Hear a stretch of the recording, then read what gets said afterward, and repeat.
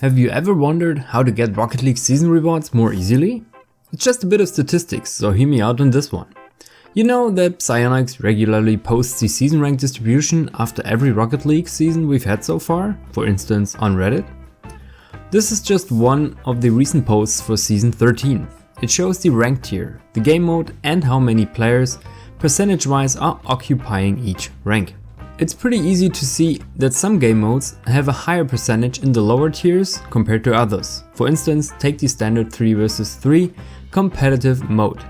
You can see that the most common tier for a standard 3 vs 3 player is the Gold 3 tier. 10.32% of the player base in that game mode are Gold 3. If you go to Solo Duel, you can see that the majority of players is between Silver 1 and Gold 1.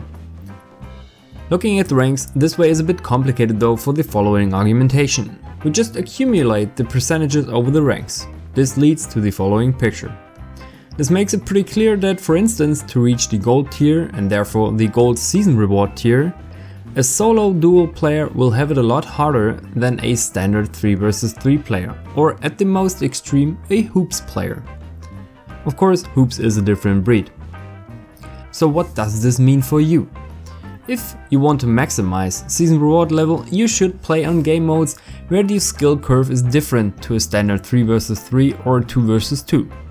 Let's say you want to reach the Platinum season reward. It will be a lot harder to do it on Solo Duel because 85% or almost 86% of all players are ranked Platinum 1 or below. That means to reach the Platinum 1 tier you have to be a top 14% player overall in that particular game mode. That will give you a diamond rank on standard 3 vs 3. Compare that platinum percentage to the hoops mode, where there are 48% of players below platinum, or at the most extreme, snow day. 41% on snow day are platinum 1 or even lower.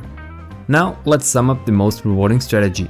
Simply play your favorite game mode that qualifies for a season reward, until you cannot progress anymore, and then switch to a seemingly less demanding game mode for those 10 wins on that particular tier.